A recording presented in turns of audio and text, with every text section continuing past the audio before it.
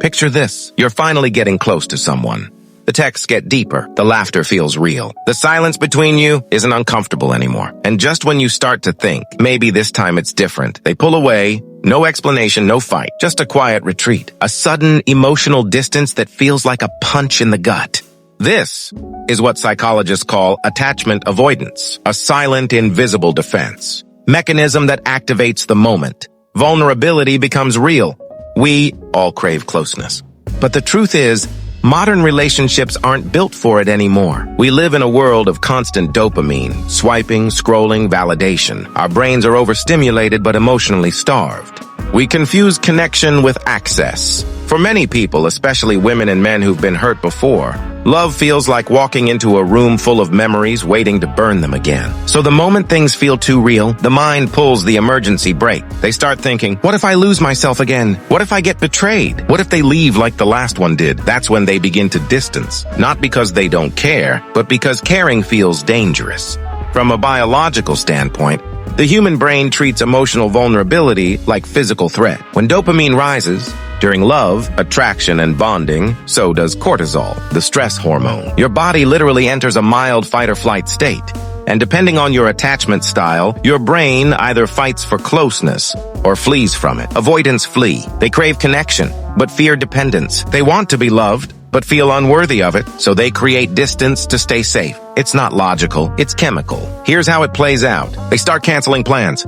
Texts become shorter. They stop making eye contact for too long. Physical touch feels heavy. Their mind is whispering, pull back before you get trapped. And for you, the one watching them slip away, it feels like rejection. But in reality, it's self-protection disguised as indifference. They're not pulling away from you. They're pulling away from what you represent. Risk. Modern culture rewards emotional detachment. Social media celebrates independence, but mocks vulnerability. We call love simping, we call commitment control, and we glorify the exit strategy. People now fear being too invested because investment means exposure, and exposure means pain. So we date like gamblers, keeping one foot in, one foot out, just in case the table flips. This is why relationships die quietly, not from betrayal, but from avoidance, from silence, from people too scared to feel. Eventually, the pull away becomes permanent. The calls stop, the affection fades, and you're left asking yourself the same brutal question every man eventually faces. What did I do wrong? But my friend, you didn't do anything wrong. You just walked into a storm that was already brewing inside them. You were the mirror they weren't ready to face. Every person who runs from love is running from a wound they never healed. Maybe it's childhood neglect, maybe betrayal. Maybe their sense of worth is so broken that love feels like a scam. And when they meet someone genuine, someone who sees them, it triggers every alarm in their system. Because being seen is the most terrifying experience for someone who's spent their life hiding. Men often take this personally. We chase, we analyze, we question. But here's the truth. When someone pulls away, chasing them won't bring them closer. It will only confirm their fear that love equals pressure. Real masculine energy isn't about pursuit. It's about presence. You hold your ground. You stay calm.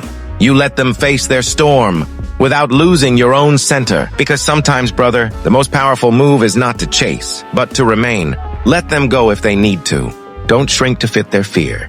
The one who's meant for you won't run when things get real. In the end, you'll learn something vital. Love isn't about holding tighter. It's about standing stronger. Music rises. Soft piano with low strings. And if someone pulls away right before they fall in love, remember this. They're not afraid of losing you. They're afraid of being seen by you. This is Mind Dominion, where we don't chase emotions, we understand them.